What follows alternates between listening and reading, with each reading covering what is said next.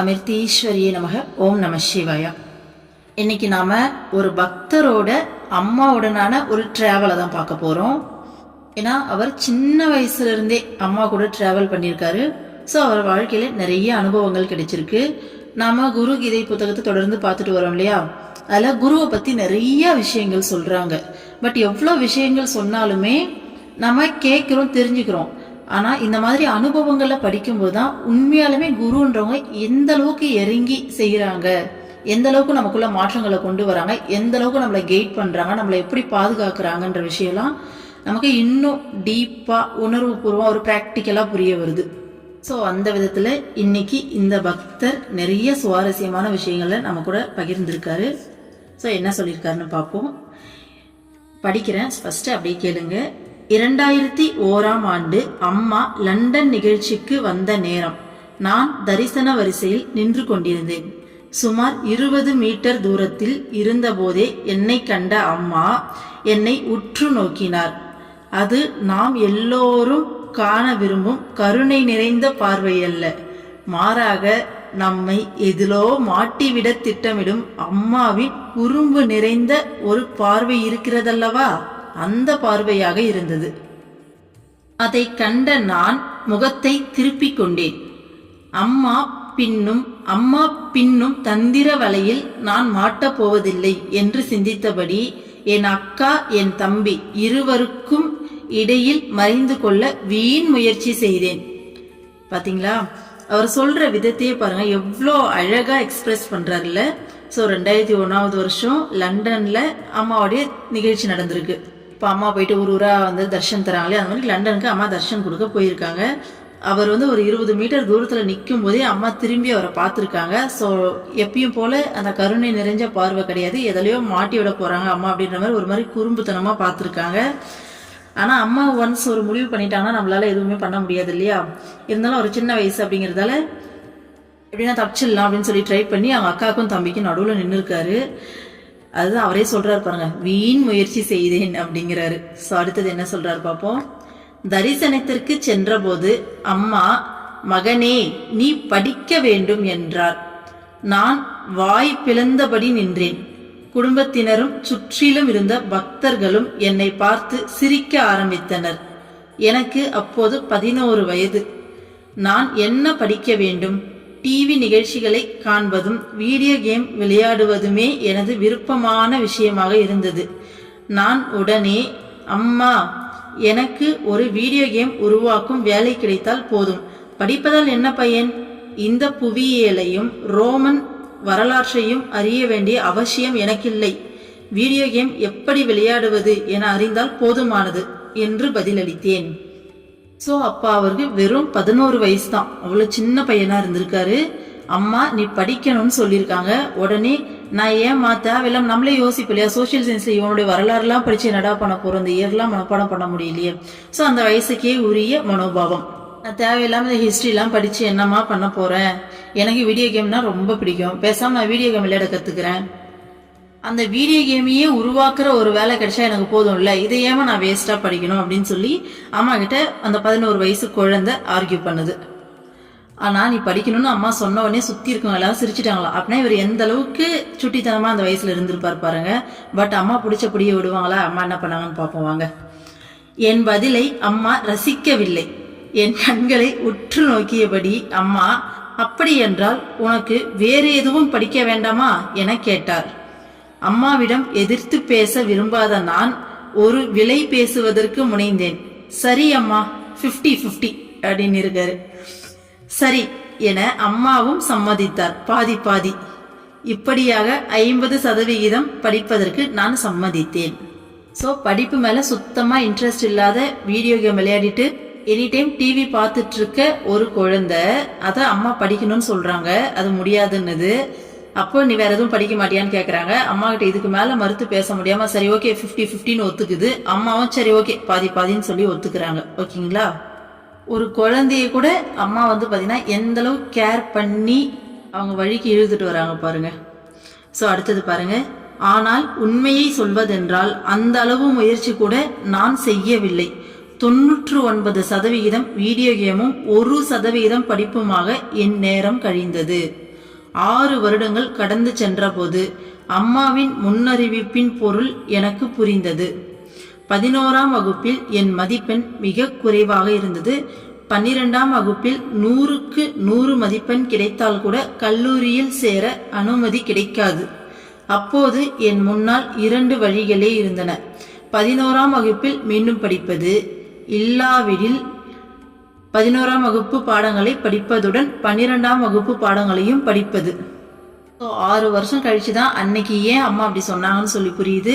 இவர் குழந்தை இல்லையா, ஸோ சீரியஸாக எடுத்துக்காம அதோடைய போக்கில் அப்படியே வளர்ந்துக்கிட்டு வருது. 6 வருஷம் கழிச்சு 11th ரொம்ப மார்க் கம்மியாகுது. 12th பார்த்தீங்கன்னா 100க்கு 100 எடுத்தா கூட காலேஜில் சேர முடியாதாமா. அந்த அளவுக்கு மார்க் கம்மியாக இருக்கு. ஒன்று 11th திரும்ப படிக்கணும், அப்படி இல்லைன்னா 11th 12th ரெண்டுத்தையும் சேர்த்து ஒரே வருஷத்துல திரும்ப 11th அதிகமாக மார்க் எடுத்து 12th ஓரளவுக்கு மார்க் மேனேஜ் பண்ணி ஒரே வருஷத்துல ரெண்டுத்தையும் சேர்த்து முடிக்கணும் அப்படின்ற சுச்சுவேஷன்ல இப்போ அவர் நிற்கிறாரு. இவற்றுக்கும் மேலாக கல்லூரியில் சேர்வதற்கு தேவையான முயற்சியையும் செய்ய வேண்டிய நிலையில் நான் இருந்தேன். எது எப்படியாயினும் வீடியோ கேம் விளையாடும் வேலை இனி ஒருபோதும் நடக்காத கனவு என்பது எனக்கு புரிந்தது. ரோமன் வரலாற்றை படிப்பதுதான் நல்லது. அதை செய்யாததால் இதோ என் சாம்ராஜ்யம் அடியோடு தகர்ந்திருக்கிறது. கல்லூரியில் நான் என்ன படிக்க வேண்டும் என்பதை அம்மாவிடம் கேட்டு சொல்லுமாறு நான் ராமகிருஷ்ண சுவாமிக்கு ஒரு இமெயில் அனுப்பினேன். மறுநாளே எனக்கு அம்மாவின் ஒரு வரி பதில் கிடைத்தது. அவன் இதற்கு முன் அம்மா சொன்னதை ஒருபோதும் கேட்டதில்லை. அப்படி இருக்க இனிமேல் கேட்கவா போகிறான்? கடந்த 6 வருடங்களில் நான் என்ன செய்தேன் என்று சிந்தித்து பார்த்தபோது அம்மா எதை குறிப்பிடுகிறார் என்பது எனக்கு புரிந்தது. உடனடியாக என் விளையாட்டை எல்லாம் கைவிட்டேன். மொபைல் போனை சுவிட்ச் ஆஃப் செய்து என் பெற்றோரிடம் கொடுத்தேன். இப்படியாக எனது 2 வருட பாடங்களை 1 வருடத்திலேயே படித்து தீர்ப்பது என உறுதி கொண்டேன். அதாவது 9 தேர்வுக்கு படிப்பதற்கு பதிலாக 18 தேர்வுகளுக்கு படிக்க வேண்டும். கடைசியாக சில கடுமையான முயற்சிகளாலும் உணவு கட்டுப்பாட்டாலும் அதற்கும் மேலாக அம்மாவின் அருளாலும் என் மதிப்பெண்ணின் அடிப்படையிலேயே எனக்கு கல்லூரியில் இடம் கிடைத்தது. பல வருடங்களுக்கு முன்பு அம்மா என் தந்தையிடம் அருள் இருந்தால் இயலாதது என ஒன்றில்லை என்று சொன்னது மீண்டும் உண்மையாயிற்று. பாருங்க. ஸோ இப்போ அவர் 11th portion plus 12th portion 9+9 18 subjects படிச்சு ஒரே வருஷத்துல கிளியர் பண்றது அப்படிங்கிறத விட நல்ல மார்க் எடுக்கணும். அப்பதான் காலேஜ்ல மார்க் பேசிஸ்ல சீட்டு கிடைக்கும். ஓகேங்களா? இந்த மாதிரியான ஒரு சுச்சுவேஷன் இருக்கு. அப்போ அவர் என்ன முடிவெடுக்கிறாரு, இனிமே ரோமன் வரலாற்றை படிக்க மாட்டேன்னு சின்ன வயசுல அம்மா கிட்ட சொன்னார் இல்லையா, நான் ஏன் அதை படிக்கணும்னு, அதை படிச்சுதான் ஆகணும் அப்படிங்கிற சூழ்நிலைக்கு வராரு. ஏன்னா அதை படிக்காம விட்டதால் தான் இன்னைக்கு இவ்வளோ தூரம் கஷ்டப்படுறேன்னு சொல்லி அவர் உணர்றாரு. அப்போ நான் என்ன படிக்கணும்னு அம்மா கிட்ட கேட்டு சொல்லி ராமகிருஷ்ண சுவாமிக்கு ஒரு மெயில் பண்றாரு. அம்மா இது வரைக்கும் நான் சொன்னதை அவன் என்ன கேட்டிருக்கான், இப்ப என்ன கேட்க போறான் அப்படின்னு சொல்லிடுறாங்க. அப்போ அவருக்கு பாத்தீங்கன்னா ஓகே அப்படின்னு சொல்லிட்டு மொபைல் போன்லாம் சுவிட்ச் ஆஃப் பண்ணி அப்பா அம்மாட்ட கொடுத்துட்டு சின்சியரா உட்காந்து படிக்க ஆரம்பிக்கிறாரு. படிக்கிறது மட்டும் இல்லாம ஃபுட் கண்ட்ரோல் பண்ணி அம்மாவுடைய அருளால அவருடைய மார்க் பேசிஸ்ல காலேஜ்ல சீட் கிடைக்கிற அளவுக்கு மார்க்கும் எடுத்து முடிச்சிடுறாரு. ஓகேங்களா? எவ்வளவு பெரிய விஷயம் இல்ல. அடுத்து என்ன சொல்றாரு பாப்போம். கல்வியின் மேன்மையை புரிந்து கொண்டதால் கல்லூரி படிப்பு மிகவும் விருப்பமானதாக இருந்தது. கல்லூரி படிப்பு நிறைவடையும் நேரம் வந்தபோது என் நண்பர்களைப் போலவே நானும் சிந்திக்க ஆரம்பித்தேன். இப்போதும் இதுபோல் படித்து கொண்டிருக்க முடியாது. ஒரு வேலைக்கு செல்ல வேண்டும், பணம் சம்பாதித்து உலகை சுற்றி வர வேண்டும். லண்டனில் புகழ்பெற்ற வங்கிகளில் வேலை தேட முயன்ற என்னை சில நிறுவனங்கள் வேலைக்கு வருமாறு அழைத்தன. இருப்பினும் வேலைக்கு செல்வதற்கு முன்பு அம்மாவின் கருத்தையும் கேட்க வேண்டும் என்பதில் நான் தீர்மானமாக இருந்தேன். ஸோ சாதாரணமாக கொஞ்சம் கூட படிப்பில் இன்ட்ரெஸ்டே இல்லாமல் எனி டைம் வீடியோ கேம் டிவின்னு பார்த்துட்டு இருக்க ஒரு குழந்தையோட வாழ்க்கையை அம்மா எவ்வளோ அழகாக அப்படியே மாற்றி கொண்டு வராங்க பாருங்க. ஸோ படிப்போட அருமை தெரிஞ்சாலும் காலேஜெலாம் செம்மையாக படிக்கிறாரு, நல்லாவே படிக்கிறாரு. படிப்பு முடித்த பிறகு நல்ல ஒரு வேலைக்கு போயிட்டு உலகத்தையே சுற்றி பார்க்கணும் அப்படின்னு சொல்லிட்டு அவர் ஆசைப்படுறாரு. எல்லாம் சம்பாதிச்சு இந்த உலகத்தை ஃபுல்லாக சுற்றி பார்க்கணும் அப்படின்னு சொல்லிட்டு அப்போ லண்டனில் இருக்கிறதுலே பெரிய பெரிய பேங்க் எல்லாம் போயிட்டு வேலை தேடுறாரு. வேலையும் கிடைக்குது இவருக்கு. வேலை கிடைச்சாலும் அம்மா கிட்ட ஒரு வார்த்தை கேட்டு அம்மா என்ன சொல்றாங்களோ அதை தான் செய்யணும். ஏன்னா ஏற்கனவே சின்ன வயசுல அம்மா சொல்லி கேட்காததால நிறைய கஷ்டத்தை அனுபவிச்சாச்சு. அதனால அம்மா சொல்றதுதான் கேட்கணும்னு சொல்லி தீர்மானமா இருக்காரு. ஸோ அம்மா கிட்ட கேட்கிறாரு. என்னை சில நிறுவனங்கள் வேலைக்கு அழைக்கும் மகிழ்ச்சியான செய்தியை சொல்வதற்காக நான் அம்மாவிடம் சென்றேன். தேவி பாவ தரிசனத்தில் இருந்த அம்மா என்னை பார்த்து, நான் எதுவும் சொல்வதற்கு முன்பே நீ முதுகலை படிப்பில் கவனம் செலுத்து என்றார். அதன் பின் சொல்வதற்கு என்ன இருக்கிறது? அம்மா சொன்னதை அனுசரிக்காததால் கிடைத்த அனுபவம் இருக்கிறதல்லவா? அம்மா சொன்னதை நான் பின்பற்றினேன். ஆனால் அதன் பிறகும் அம்மா என்னை விட தயாராகவில்லை. அடுத்த வருடம் தரிசனத்திற்கு சென்ற போது அம்மா, இனி நீ PhD செய் என்றார். நான் வியப்பால் பேச்சிருந்தேன். முதுகலை படிப்பில் சேர்ந்து 1 வாரம் தான் ஆகியிருக்கிறது. அதற்குள் PhDக்கு விண்ணப்பம் செய்வதா? அம்மா கிட்ட போயிட்டு இந்த மாதிரி ஒரு சில பேங்க்ல எனக்கு வேலை கிடைச்சிருக்குமா, கூப்பிடுறாங்க அப்படின்னு சொல்லிட்டு ரொம்ப ஹாப்பியா அதை சொல்லலான்னு அம்மா கிட்ட போறாரு. ஓகேங்களா? போகும்போது அம்மா தேவி பாவ தரிசனத்துல இருக்காங்க. இவர் எதுவுமே சொல்றதுக்கு முன்னாடியே நீ PG போடுன்ட்டாங்க அம்மா. ஸோ அதுக்கப்புறம் என்ன இருக்கு, அம்மா சொல்லிட்டாங்கன்னா செய்யணும்னு சொல்லி முடிவுல தான் இருந்தாரு. ஓகேன்னு சொல்லிட்டு PG போட்டாச்சு. PG போட்டு இதை இந்த UG எல்லாம் முடிச்சு PGயும் போட்டு திரும்ப 1 வருஷம் ஆயிடுது. PG போட்டு ஒரு வாரம் தான் ஆகுது. அந்த சுச்சுவேஷன்ல அம்மா கிட்ட போய் நிற்கும் போது PhDக்கு ட்ரை பண்ணுன்ட்டாங்க. இவரு படிப்பை நிறுத்திட்டு வேலைக்கு போயிட்டு ஜாலியா வந்துட்டு உலகத்தெல்லாம் சுத்தி பார்க்கணும்னு சொல்லி ஆசைப்படுறாரு.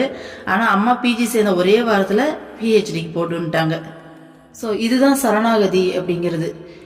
எனக்கு ஒரு விருப்பம் இருக்கு. அதுவும் பாத்தீங்கன்னா எவ்வளோ ஒரு காலேஜ் படிக்கிற பையனுக்கு நல்ல வேலை கிடைக்குது, நல்ல பேர் லண்டன்ல பெரிய பெரிய பேங்க்ல வேலை கிடைக்குது. அப்போ உடனடியா வேலைக்கு போலான்னு நினைக்கிறாரு. போயிட்டு நல்லா செம்மையா சம்பாதிச்சு செம்மையா உலகத்தை சுத்தி பார்க்கலான்னு நினைக்கிறாரு. ஆனா அம்மா சொன்ன ஒரு வார்த்தைக்காக அவருடைய அத்தனை ஆசையும் அந்த செகண்ட்ல விட்டுட்டு அம்மா சொல்லிட்டாங்க நான் PG போடுறேன், நெக்ஸ்ட் அம்மா சொல்றாங்களா PhD. இதுதான் சரணாகதி மனப்பான்மை. நாமளும் இந்த மனப்பான்மையை முழுமையா வளர்த்துக்கணும், முழுமையா. ஏன்னா நம்ம நினைப்போம் நான் அப்படிதான் இருக்குன்னு சொல்லிட்டு, ஆனா ஒரு சுச்சுவேஷன் வரும்போது நம்ம எந்த அளவுக்கு இருக்கோங்கிறது நமக்கே புரியும். ஆனா அம்மா கடவுள் இல்லையா, நமக்கு அடுத்து என்ன நடக்க போகுதுன்றது அம்மாவுக்கு தெரியும். நம்ம எப்படி இருக்கணும், நம்மளை எப்படி இருக்க வைக்கணும், எது நமக்கு நல்லது, உண்மையா நம்ம எதுக்காக இந்த பிறவி எடுத்தோன்ற அத்தனை விஷயமும் அம்மாவுக்கு தான் தெரியும். அப்ப அம்மா ஒரு விஷயத்த சொல்றாங்கன்னா கொஞ்சம் கூட மறுக்காம, ஒரு செகண்ட் கூட யோசிக்காம அதை அப்படியே அந்த சமர்ப்பண மனசோட சரணாகதி மனநிலையில ஏத்துக்கிட்டா லைஃப் எவ்வளவு நல்லா இருக்கும் அப்படிங்கிறத நம்ம இனிமே பார்ப்போம். சரணாகதி மனப்பான்மையில் இருக்கும்போது அம்மா எந்த அளவுக்கு கூட இருந்து நம்மளை கைட் பண்றாங்க அப்படிங்கிற விஷயங்களை நம்மளே நிறைய விஷயத்துல உணர்ந்திருப்போம். பட் இவருடைய அனுபவம், எல்லாருடைய அனுபவமும் கேட்கும்போது ஒரு சுவாரஸ்யம் தானே. ஸோ இவருடைய அனுபவத்தை பார்ப்போம். அம்மாவின் அருளால் முதுகலை படிப்பு நிறைவடைந்தது. ஆனால் PhD அப்படி அல்ல. அது மிகவும் கடினமாக இருந்தது. என் முயற்சிகள் எதுவும் சரியாகவில்லை. ஆராய்ச்சிக்காக நான் தேர்ந்தெடுத்த விஷயங்கள் ஒவ்வொன்றும் இடையிலேயே நின்று போனது. என்னுடன் சேர்ந்தவர்கள் எல்லாம் நல்ல விதமாக முன்னேறி கொண்டிருந்தனர். அக்காலத்தில் அம்மாவை காணும் போதெல்லாம் PhD படிப்பை கைவிட அனுமதிக்க வேண்டுமென அம்மாவிடம் வாய்விட்டு அழுது வேண்ட விரும்பினேன். ஆனால் அம்மா ஒவ்வொரு முறையும் எனக்கு மிக நல்ல தரிசனம் அளித்தார். எப்போதும் என்னை உற்சாகப்படுத்துவார். என்னை சரி அம்மா, நான் மேலும் முயற்சி செய்கிறேன் என்று சொல்ல வைத்தார். ஸோ அம்மாவோட அருளால PGயும் முடிக்கிறாரு. ஸ்கூல்ல நிறைய வீடியோ கேம்லாம் விளையாண்டு சரியா படிக்காம 11th 12th மொத்தமா நல்லா உட்காந்து ஒரே வருஷத்துல படிச்சு நல்ல மார்க் எடுத்து காலேஜ் சேர்ந்து, ஸோ அம்மா சொன்னதால PG போட்டு UG PG சூப்பரா படிக்கிறாரு. ஓகேங்களா? ஏன்னா படிப்பு மேல அந்த ஆர்வம் நல்லாவே படிச்சு முடிக்கிறாரு. ஆனா PhD ரொம்ப கஷ்டமா இருக்கு. அவரால் முன்னாடி ஒரு அடி எடுத்து வைக்க முடியல.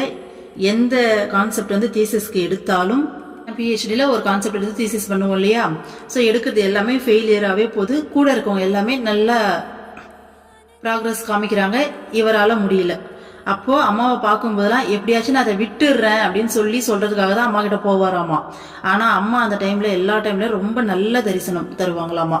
நமக்கே தெரியும், நம்ம நார்மலா போறத விட ஒரு மாதிரி மனசு உடைஞ்சு ஒரு வருத்தத்துல போனா அம்மா நல்லா ஹக் பண்ணி நல்ல ஒரு தரிசனத்தை கொடுப்பாங்க, நல்லா பேசுவாங்க. நமக்கு ஒரு என்கரேஜிங், அப்பாடான்னு சொல்லி நமக்கு ஆத்மாவே ஒரு சந்தோஷமா ஒரு நிம்மதி அடையும். ஸோ அந்த மாதிரி நல்ல ஒரு தரிசனத்தை கொடுத்து ஒரு டைம் இப்படி சொல்ல போறவரை சரிம்மா நான் இன்னும் ட்ரை பண்றேன் அப்படின்னு சொல்ல வைக்கிற அளவுக்கு அம்மா பண்ணியிருக்காங்க.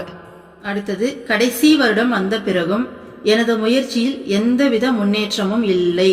கணிதத்தில் பல சம வாக்கியங்கள் இருந்தன, ஆனால் அவை சரி என்பதை நிரூபிக்க ஒரு வழியும் கிடைக்கவில்லை. என்ன செய்வது என்பது புரியாமல் சோர்வடைந்தேன் நான். குடும்பத்தினர் என் சிரித்த முகத்தையே மறந்துவிட்டனர். நானோ இதற்கெல்லாம் காரணம் என நான் கருதிய அம்மாவின் மீதும் கோபம் கொண்டேன். அம்மாவை காண வேண்டும் என்ற நினைப்பு கூட எனக்கு இல்லாது போயிற்று. 2015 வருடம் லண்டனில் தேவிபாவ தரிசனம் நடைபெறும் வேளையில் என் பெற்றோர் இந்த விஷயத்தை அம்மாவிடம் சொன்னார்கள். அம்மா உடனடியாக என்னை தன் அருகில் அழைத்தார். நான் சொன்னதையெல்லாம் பொறுமையுடன் கேட்டார்.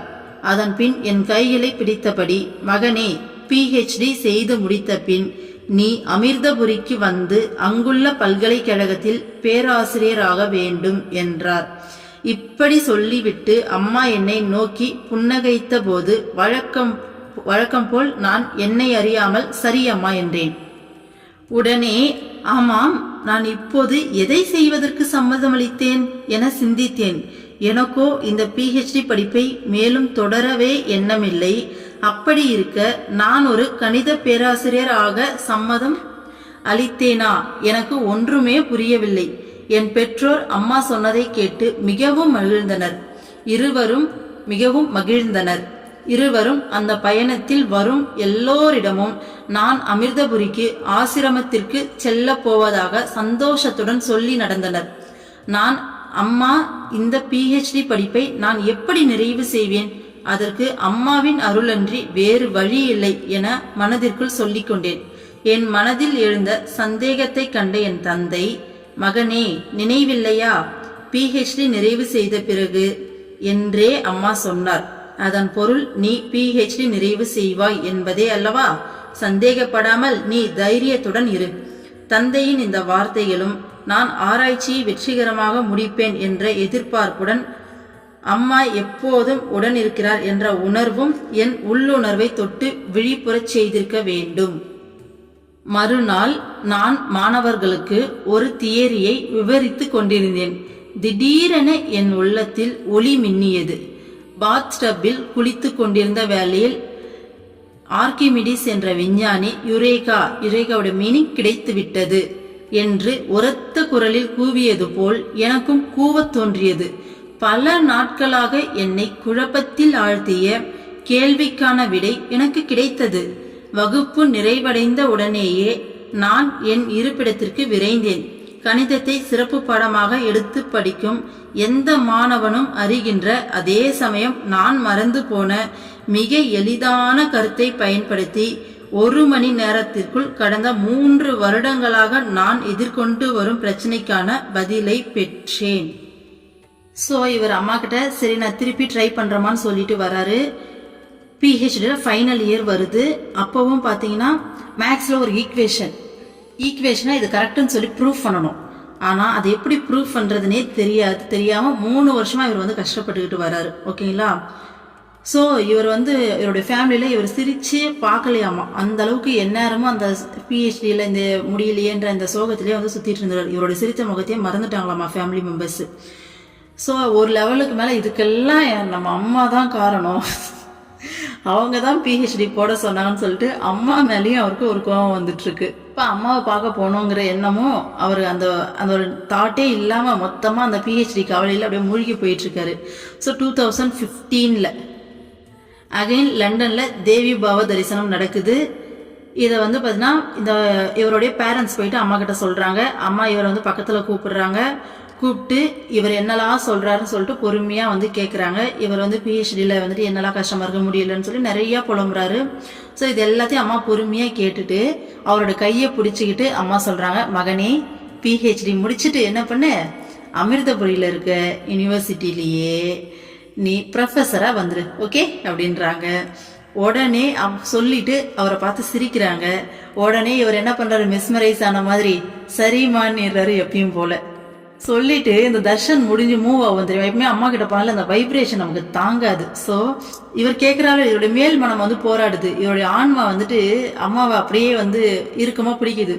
ஸோ மெஸ்மரைஸ் ஆன மாதிரி சரிம்மா அப்படின்ட்டு வந்துட்டு யோசிக்கிறாரு, அம்மா நான் இப்போ எதுக்கு சரின்னு சொன்னேன் அப்படின்ட்டு. பிஹெச்டியே ஸ்டாப் பண்ணிடலாம், இதோட வந்து டிஸ்கண்டினியூ பண்ணிடலான்ற மைண்ட் செட்டில் இருக்கும். நாம என்னன்னா பிஹெச்டி முடிச்சுட்டு அதே சப்ஜெக்ட்ல, அதுவும் மேக்ஸ்லேயே வந்துட்டு ப்ரொஃபஸரா, அதுவும் யூனிவர்சிட்டியில், அம்மாவோட யூனிவர்சிட்டியில் வேலை செய்யறதுக்கு ஓகேன்னுமா அப்படின்ற மாதிரி அவரே வந்துட்டு என்னடா இது, நம்ம அம்மா கிட்ட ஓகே சொல்லிட்டு வந்துட்டோமேனு அவருக்கு ஒன்றுமே புரியல. ஆனால் அவங்க பேரண்ட்ஸ்க்கு அம்மா சொன்னது கேட்டு ஒரே சந்தோஷம். ஏன்னா இவர் பிரச்சனை எல்லாத்தையும் கூட இருந்து பார்த்துட்டு வராங்க இல்லையா. ஸோ பக்கத்தில் ட்ராவல் கூட வர எல்லாருக்கிட்டையும் வந்து பார்த்தீங்கன்னா, அந்த திரும்ப லண்டன் போகும்போது கூட யாரெல்லாம் வராங்களோ எல்லாருக்கிட்டையும் அம்மா இந்த மாதிரி சொன்னாங்க. ஸோ என் பையன் போயிட்டு அமிதா யூனிவர்சிட்டியில் மேக்ஸ் ப்ரொஃபஸரை வேலை செய்ய போகிறோம் அப்படின்னு சொல்லிட்டு எல்லாருக்கிட்டையும் சந்தோஷமாக சொல்லிக்கிட்டு வராங்க. ஆனால் இவருக்கு அந்த கன்ஃபியூஷன் வந்து பார்த்தீங்கன்னா அதிகமாக இருக்குது. அம்மாவுடைய அருளை தவிர வேற வழியே கிடையாது நான் பிஹெச்டி முடிக்கிறதுக்குன்னு சொல்லிட்டு அவருக்குள்ளேயே சொல்லிக்கிறாரு. இதை பார்த்து அவரோட அப்பா, இங்கே பாருப்பா அம்மா என்ன சொன்னாங்க, பிஹெச்டி முடிச்ச பிறகு இங்க வந்து வேலைக்கு சேருந்தானே சொன்னாங்க அமிர்தபுரியில. மீனிங் தட் என்ன, நீ பிஹெச்டி முடிச்சிடுவ, அம்மாவே சொல்லிட்டாங்க, கவலையை விடுன்னு இருக்காரு.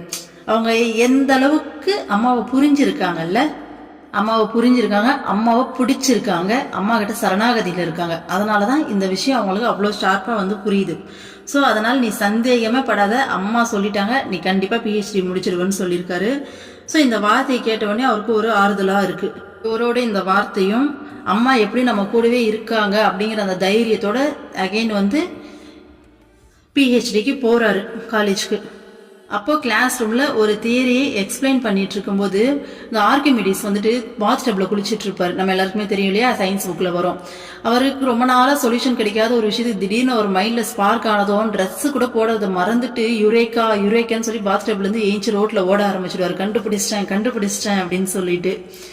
ஸோ அந்த மாதிரி இவருக்கும் வந்து பார்த்தீங்கன்னா அந்த 3 வருஷமா ஒரு ஈக்குவேஷனை எப்படி சால்வ் பண்றதுன்னு தெரியாம முழிச்சிட்டு இருந்தவருக்கு திடீர்னு மைண்ட்ல ஒரு ஸ்பார்க் ஆகுது. சாதாரணமான ஒரு சிம்பிள் ஈக்குவேஷன் எல்லாருக்குமே தெரியும், ஆனா இவர் அதை மறந்து, மேக்ஸ்ல இந்த விஷயம் நடக்கும், ரொம்ப சாதாரணமான விஷயமா இருக்கும். திடீர்னு நம்ம அதை மறந்ததால அது அவ்வளோ பெரிய டஃப் வந்து கொடுக்கும். அந்த மாதிரி 3 வருஷமா கஷ்டப்பட்டு சாதாரணமான ஒரு சிம்பிள் ஈக்குவேஷன் வச்சு டக்குன்னு அவர் மைண்ட்ல அந்த ஸ்பார்க் வந்து சொல்யூஷன் கிடைக்குது.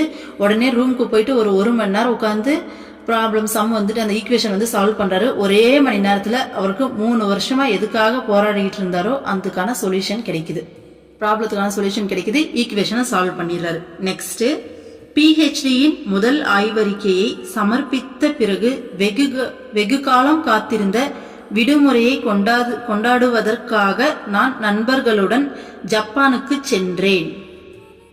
இருப்பினும் என் மனதில் சிறிது சங்கடம் இருந்தது. பிஹெச்டியின் இறுதி ஆய்வறிக்கையை முதலில் அம்மாவிடம் சமர்ப்பித்து அவரது அருளை பெற வேண்டும் என மிகவும் விரும்பினேன். ஆனால் என் கையில் இருந்த பணமெல்லாம் தீர்ந்துவிட்டது. அம்மா இப்போது அமெரிக்க பயணத்தில் இருப்பார். இதனிடையில் ஒரு நாள் ஜப்பானில் இருந்த என்னை என் தந்தை அழைத்தார். நான் எதிர்பாராத விதத்தில் நாளை குரு பூர்ணிமா தினமாகும், அம்மா டோக்கியோவில் இருக்கிறார், நீ சென்று நம் எல்லோருக்காகவும் ஆசி பெற்று வர வேண்டும் என்றார். அன்று கலந்து கொள்ள இருந்த கூட்டத்தை மாற்றி வைத்துவிட்டு பிஹெச்டி ஆய்வறிக்கையின் ஒரு நகலை எடுத்துக்கொண்டு நான் அம்மாவை காண சென்றேன். அம்மா புன்னகையுடன் எனக்கு தரிசனம் அளித்தார். ஆய்வறிக்கையை தொட்டு அனுகிரகம் செய்தார். அதன் பின் அமிர்தபுரிக்கு வர வேண்டும் என்று மீண்டும் ஒரு முறை நினைவுறுத்தினார்.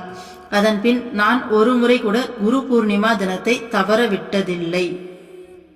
ஸோ இந்த ஃபர்ஸ்ட் தீசிஸ் இருக்கும் இல்லையா, இதை சப்மிட் பண்ணிட்டு அவருக்கு வெக்கேஷன் வருது. ரொம்ப நாளாக அந்த வெக்கேஷனை நமக்கு எப்பவுமே லீவ் வந்தால் ஜாலின்னு சொல்லி நம்ம செலிப்ரேட் பண்ணணும்னு நினைப்போம் இல்லையா, அந்த மாதிரி ஜப்பானுக்கு வந்து பார்த்தீங்கன்னா ஃப்ரெண்ட்ஸோடு சேர்ந்து போறாரு.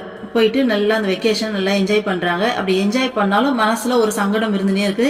ஏன்னா பிஹெச்டி ஃபைனல் தீசஸ் வந்து ஃபர்ஸ்ட் அம்மா கிட்ட பிளெஸிங்ஸ் வாங்கணும், அப்புறமா தான் நம்ம சப்மிட் பண்ணணும்னு சொல்லி நினைக்கிறாரு. அப்போ அம்மா வந்துட்டு அமெரிக்கால இருக்காங்க. இவர் கையில காசே கிடையாது, எல்லாமே தீர்ந்து போச்சு.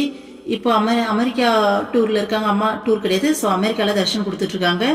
அங்க எப்படி நம்ம போறதுன்னு சொல்லிட்டு இவருக்குள்ள இந்த எண்ணங்கள்லாம் ஓடிட்டே இருக்கு. அப்போ ஒரு நாள் அவங்க அப்பா வந்துட்டு அவருக்கு கால் பண்றாரு. கால் பண்ணி நாளைக்கு குரு பூர்ணிமா, ஸோ அம்மா ஜப்பான்ல டோக்கியோல தர்ஷன் தராங்க, நீ அங்க போயிட்டு நம்ம குடும்பம் சார்பா நீ வந்துட்டு தர்ஷன் வாங்கிட்டு வான்னு சொல்றாங்க. அப்போ அவர் அந்த டூர்ல தான் இருக்காரு. இருந்தாலும் அன்னைக்கு இருக்கக்கூடிய ஒரு ப்ரோக்ராமை மாத்தி வச்சுட்டு அம்மா கிட்ட தர்ஷனுக்கு போறாரு. இதுதான் அம்மா பிள்ளை. எங்க எவ்வளோ பெரிய என்ஜாய்மெண்ட் எங்க இருந்தாலும் அம்மாவை பார்க்கறதுக்கு ஒரு வாய்ப்பு கிடைக்குதுன்னா எல்லாத்தையும் விட்டுட்டு அம்மாவோட தான் மனசு ஓடும் இல்லையா? ஸோ அம்மாவை போயிட்டு பார்க்கும்போது அம்மா சிரிச்சுக்கிட்டே தர்ஷன் கொடுத்துருக்காங்க. அந்த தீசஸை வந்துட்டு தொட்டு அம்மா வந்து பார்த்தீங்கன்னா பிளஸ் பண்ணியிருக்காங்க. பண்ணிட்டு திரும்பவும் நீ அமிர்தபுரிக்கு வரணும்னு சொல்லி திருப்பி ஒரு டைம் அம்மா என்ன பண்ணுறாங்க, அவருக்கு ரிமைண்ட் பண்ணுறாங்க. பண்ணிட்டு பிறகு அவர் என்ன சொல்றாருன்னா, அன்னைக்கு குரு பூர்ணிமாவுக்கு போயிட்டு ஃபர்ஸ்ட் பார்த்தாரு இல்லையா, அதுக்கப்புறம் இது வரைக்குமே ஒரு குரு பூர்ணிமாவை கூட நான் மிஸ் பண்ணதே இல்லை. ஒவ்வொரு குரு பூர்ணிமாக்கும் அம்மா கிட்ட தர்ஷன் வாங்க போறேன்னு சொல்றாரு. தர்ஷன் வாங்கிட்டு இருக்கேன், ஒவ்வொரு குரு பூர்ணிமாக்கும் தவறாம அம்மா கிட்ட தர்ஷன் வாங்கிட்டு இருக்கேன் அப்படின்னு சொல்றாரு. இப்போ குரு பூர்ணிமா நெக்ஸ்ட் மந்த் வருதுப்பா, ஜூலை 29 வருது. ஸோ வருஷத்திலே குருவுக்கான ஒரு நாள். ஓகேங்களா? குரு நமக்கு உயிரோடு இருக்காருன்னா கண்டிப்பா அவங்கள போயிட்டு அவங்க கிட்ட அன்னைக்கு பிளெஸிங்ஸ் வாங்குறது ரொம்பவே ஸ்பெஷலான ஒரு விஷயம். ஸோ கேட்டுட்டு இருக்க யாராக இருந்தாலும் வரதுக்கு ட்ரை பண்ணுங்க. ஏன்னா குரு பூர்ணிமாங்கிறது வருஷத்துல ஒரு நாள், குருவுக்காக ரொம்ப பிரசித்தி பெற்ற ஒரு நாள். நார்த் சைட்ல இன்னும் பயங்கரமா செலிப்ரேட் பண்ணுவாங்க. உங்க எல்லாருக்குமே தெரிஞ்சிருக்கும்னு நினைக்கிறேன். ஜூலை 29 வருது. ஸோ வர ட்ரை பண்ணுங்க. 6 மாதங்களுக்கு பிறகு 2017ஆம் ஆண்டில் நான் அமிர்தபுரிக்கு வந்தபோது என் இயல்பிலேயே விசித்திரமான ஒரு மாற்றம் வந்தது போல் எனக்கு தோன்றியது. அப்போதுதான் 20 வருடங்களுக்கு முன்பு சுவிட்சர்லாந்தில் அம்மாவிடம் நான் ஒரு விண்ணப்பம் செய்தது என் நினைவிற்கு வந்தது. அன்று 1997ஆம் ஆண்டு நான் அம்மாவிடம், அம்மா நான் அமிர்தபுரிக்கு வரவா என்று கேட்டேன். அம்மா சிரித்தபடி, மகனே, ஆசிரமத்தில் தரும் உணவு உனக்கு போதாது. நீ அங்கே வந்தால் என் பிற குழந்தைகள் எல்லாம் பட்டினி கிடக்க நேரிடும்.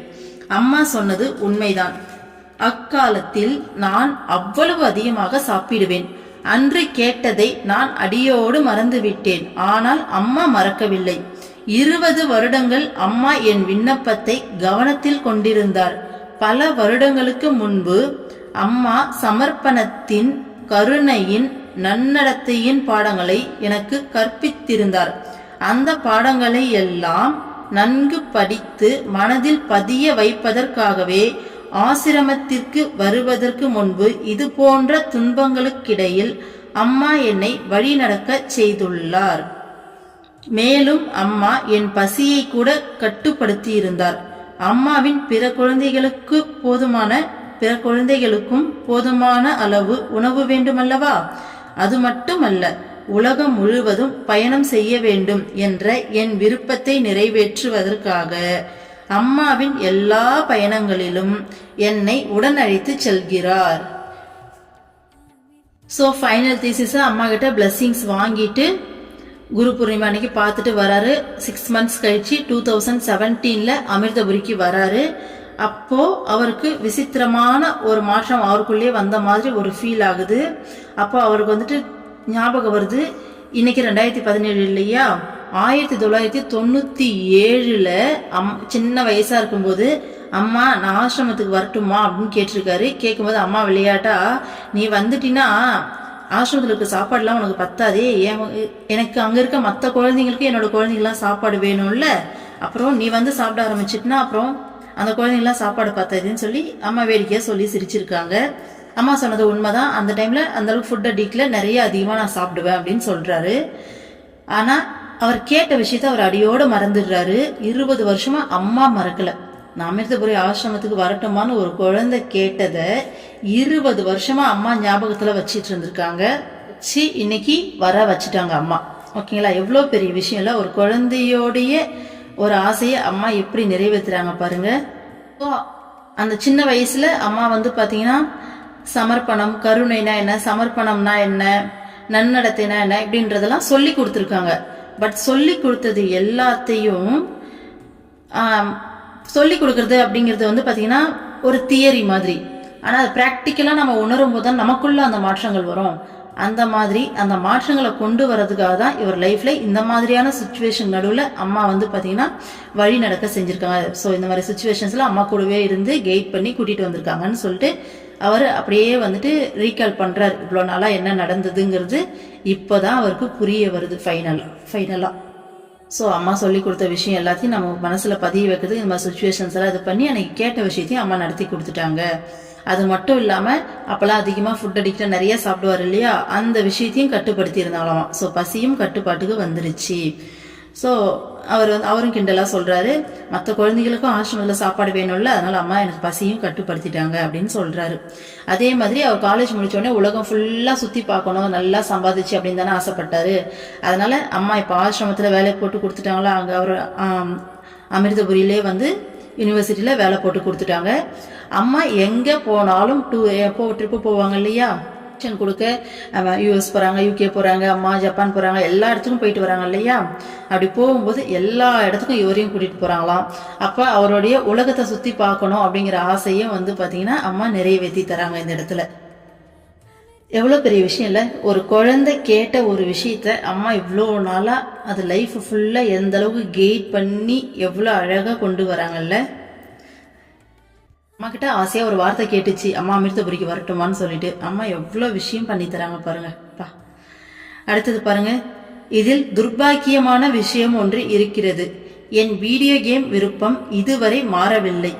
ஆனால் அம்மாவின் அருளால் அந்த திறமையையும் அம்மாவின் மெய்நிகர் செயல் திட்டங்களுக்காக விர்ச்சுவல் ப்ராஜெக்ட்ஸ் பயன்படுத்த முடிகிறது. ஸோ இவருக்கு இன்னும் அந்த வீடியோ கேம் அடிக்ஷன் இன்னும் வந்து போல, ஆனா அதையும் ஒரு பிளஸ்ஸா அம்மா வந்துட்டு அங்க பண்ணி கொடுத்துருக்காங்க. விர்ச்சுவல் ப்ராஜெக்ட்ஸ், அம்மாவுடைய அந்த விர்ச்சுவல் ப்ராஜெக்ட்ஸ்ல அவருடைய அந்த திறமையை பயன்படுத்த முடியுது. ஓகேங்களா. ஸோ சின்ன வயசுல மாதிரி வெறும் வீடியோ கேம் மட்டும் விளையாடாம அதை அடுத்த லெவலுக்கு வந்து பார்த்தீங்கன்னா மற்ற விஷயங்களுக்கு பயன்படுத்துற மாதிரி பண்ணி கொடுத்துருக்காங்க. அடுத்தது, எதிர்காலத்தில் என் வீடியோ கேம் விருப்பத்தையும் வெற்றி கொள்ள அம்மா எனக்கு ஒரு வழிகாட்டி தருவார் என்ற நம்பிக்கை எனக்கு இருக்கிறது. ஸோ ஃபியூச்சர்ல என்னுடைய இந்த அடிக்ஷனையும் அம்மா கண்டிப்பா சீக்கிரமா சரி பண்ணிடுவாங்கன்ற நம்பிக்கை எனக்கு இருக்கு. ஏன்னா இவ்வளோ டிராவல் பண்ணி இவ்வளோ விஷயம் மாற்றி கொடுத்துருக்காங்க இல்லையா அம்மா, ஸோ இதையும் பண்ணி கொடுத்துருவாங்க நான் நம்புறேன்றாரு. அம்மா கண்டிப்பா பண்ணி கொடுப்பாங்க. இவ்வேளையில் என் சிந்தனை அம்மாவுடன் செலவழித்த ஒரு பழைய நினைவை நோக்கி செல்கிறது. ஒரு முறை நான் என் தந்தையின் கையை பிடித்து கொண்டு விமான நிலையத்தில் நடந்து கொண்டிருந்தேன். அப்போது அம்மா என் மற்றொரு கையை எட்டி பிடித்தார்.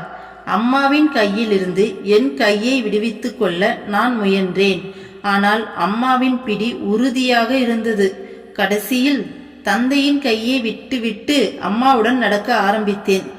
அம்மா என்னை பார்த்து, உனக்கு அம்மாவை விட அதிக சக்தி இருப்பதாக நினைக்கிறாயா? உனக்கு அம்மாவை விட அதிக சக்தி இருப்பதாக நினைக்கிறாயா? அம்மா உன்னை பிடித்து விட்டேன், இனி அந்த பிடியை விடும் எண்ணமே இல்லை என்றார். என் மனோவாசனைகள் எவ்வளவு சக்தியுடன் என்னை பிடித்து இழுத்தாலும் அம்மா ஒரு நாளும் என்னை கைவிட மாட்டார் என்பது எனக்கு தெரியும். எத்தனை யுகங்கள் ஆனாலும் தன் ஒவ்வொரு குழந்தையும் ஓகே இது வரைக்கும் சொல்லிடலாம். ஸோ ஒரு பழைய மெமரிக்கு அப்படியே அவர் மைண்ட் வந்து ட்ராவல் ஆகுது. ஒரு டைமு ஏர்போர்ட்ல அவருடைய அப்பாவுடைய கையை பிடிச்சிட்டு நடந்துட்டு இருக்காரு. அப்போ நடந்துட்டு இருக்கும்போது அம்மா இவருடைய கையை எட்டி பிடிக்கிறாங்க. பிடிக்கும்போது அம்மா கையிலிருந்து உருவிட்டு அவர் அப்பாவுடைய கையை பிடிச்சிக்கலான்னு நினைக்கிறாரு. ஆனால் அம்மா டைட்டாக பிடிச்சிடுறாங்க. எவ்வளோ ட்ரை பண்ணுறாரு, முடியல. நீக்கு அம்மாவை விட வந்து பார்த்தீங்கன்னா உனக்கு சக்தி அதிகமாக இருக்குன்னு நினைப்பா, உனக்கு அம்மா உன்னை பிடிச்சிட்டேன், இனிமே அந்த பிடியை விடுற எண்ணமே எனக்கு இல்லைன்னு இருக்காங்க. ஸோ இந்த இடத்துல அவர் எப்படி கம்பேர் பண்ணுறாருன்னா, இப்போ அவர் அப்பாவுடைய கையை பிடிச்சிட்டு நடக்கணுன்றது அவருடைய ஒரு விருப்பம், ஒரு ஆசை இல்லையா.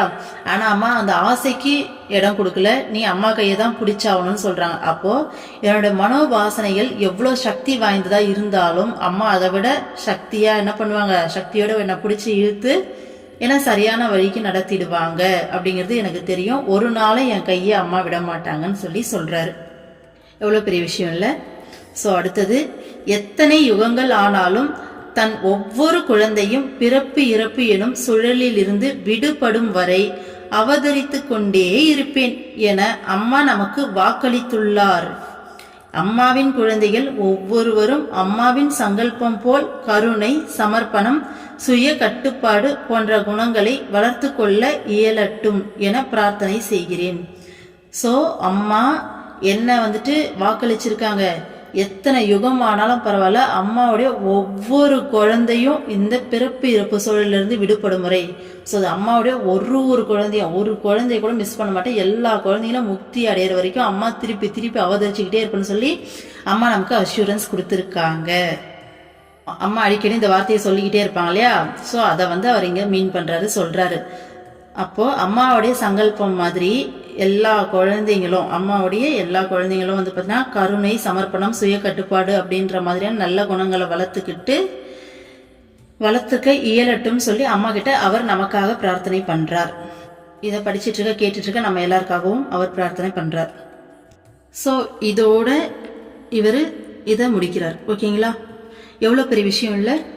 ஒரு சாதாரணமாக வீடியோ கேம் விளையாடிட்டு இருந்த ஒரு குழந்தைய அம்மா கிட்ட அம்மாவை பார்த்து கேட்குது, நான் அமிர்தபுரிக்கு வரட்டுமான்னு சொல்லிட்டு அம்மா மேலே வச்சிருந்த அந்த பாசத்தால் அம்மா பார்த்தீங்கன்னா அதை எந்த அளவுக்கு டேக் கேர் பண்ணியிருக்காங்க பாருங்க. அதுவும் சாதாரணமான அடிக்ஷன்லாம் இல்லை. ஃபுல்லாக வீடியோ கேமே விளையாண்டுட்டு ஃபுல்லாக டிவியே பார்த்துக்கிட்டு இருந்த ஒரு குழந்தை. அது பார்ட் டைம் ஜாபாலாம் இல்லை, ஃபுல் டைம் ஜாபாக பார்த்துக்கிட்டு இருந்த ஒரு குழந்தை. படிப்புலேயே ஆர்வம் இல்லாமல் எல்லா சப்ஜெக்ட்ஸ்லையும் பார்த்தீங்கன்னா கோட்டை விடுற அளவுக்கு அந்த அளவுக்கு இருந்த ஒரு குழந்தையோட லைஃப்பை அம்மா அப்படியே திருப்பி போட்டு எந்த அளவுக்கு மாற்றி இப்போ அம்மாவோட யூனிவர்சிட்டிலேயே வேலையும் கொடுத்து அம்மா போகிற இடத்தெல்லாம் கூட கூட்டிகிட்டு போயிட்டு எவ்வளோ தூரம் அணைச்சி அம்மா பண்ணியிருக்காங்கல்ல. இதுக்கு ஃபர்ஸ்ட் ரீசன் அம்மாவுடைய சங்கல்பம். அந்த குழந்தைக்கு அம்மா சங்கல்பம் பண்ணிட்டாங்க, குழந்தை கேட்டுருச்சு. ஸோ ஆசிரமத்துக்கு வர வைக்கிறேன்னு சொல்லி அம்மா சங்கல்பம் பண்ணிட்டாங்க, அம்மா கூடவே வச்சுக்கணும்னு சொல்லிட்டு. அடுத்தது அந்த குழந்தையோட சரணாகதி மனப்பான்மை. தான் லைஃப்ல வந்த எல்லா சுச்சுவேஷன்ஸ்லயும் அது அம்மா கிட்ட சரணாகதி மனப்பான்மையில இருந்தது. ஸோ அம்மா அழகா கைட் பண்ணி கூட்டிட்டு வந்துட்டாங்க. இதை படிக்கும்போது எனக்கு ஒரு நிம்மதி இருந்துச்சு. பசங்களுடைய சின்ன சின்ன விஷயத்த ஐயோ அம்மா இப்படி இருக்காங்களே, என்னமா பண்ண போறேன்னு சொல்லிட்டு எனக்கு ஒரு சில டைம்ல தலைவலிக்கு நீயே பார்த்துக்கோ எனக்கு தெரியாதுன்னு. ஆனா இப்போ எனக்கு முழுமையா நம்பிக்கை வந்துருச்சு. அது எப்படி இருந்தாலும் பரவாயில்ல, அது உன் பிரச்சனை, என் பிரச்சனை கிடையாது. ஏன்னா அதுக்கு எப்படி லெசன் சொல்லி கொடுத்து எப்படி அழகா வளைவு நெளிவா அப்படியே கூட்டிட்டு போகணுன்றது உனக்கு தெரியும், நீ பார்த்துக்கோமான்ற மாதிரி அந்த ஒரு முழு நம்பிக்கை ஆயிடுச்சு. ஸோ இனிமேல் நம்ம குழந்தைங்களை பத்தி கொஞ்சமும் கவலைப்பட வேண்டாம். ஃபுல்லா அம்மா கிட்ட சரணாகதி மனப்பான்மையில அம்மா கிட்ட ஒப்படைச்சிட்டு நம்மளுடைய கடமைகளை சிறப்பா செய்வோம். கண்டிப்பா அம்மா பார்த்துப்பாங்க. ஆல்ரெடி இந்த நம்பிக்கைலாம் இருக்குதான். ஆனா இருந்தாலும் இதெல்லாம் படிக்கும்போது இன்னும் கொஞ்சம் ஸ்ட்ராங்கா, இன்னும் கொஞ்சம் மைண்டு ஃப்ரீ ஆகுது. அப்பாடா அம்மா பார்த்துப்பா அப்படின்ட்டு.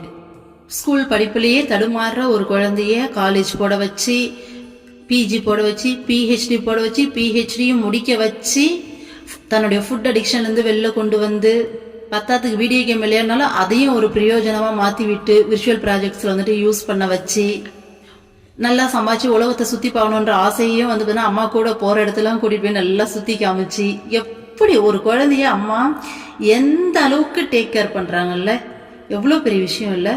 இது அவருக்கு மட்டும் கிடையவே கிடையாது, அம்மாவுக்கு நம்ம எல்லாருமே ஈக்குவல் தான். எல்லா குழந்தைங்களையும் அம்மா இந்த அளவுக்கு தான் டேக் கேர் பண்றாங்க.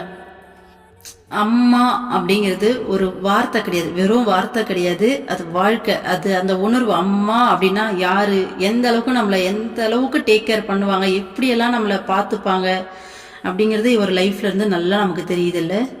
ஸோ இவருடைய இந்த வாழ்க்கை அனுபவங்களை படித்து தெரிஞ்சுக்கிட்டது மூலம் உண்மையாலுமே எனக்கு ரொம்ப ஹாப்பியாகவும் ஒரு ரெஃப்ரெஷ்மெண்ட்டாகவும் இருக்குது.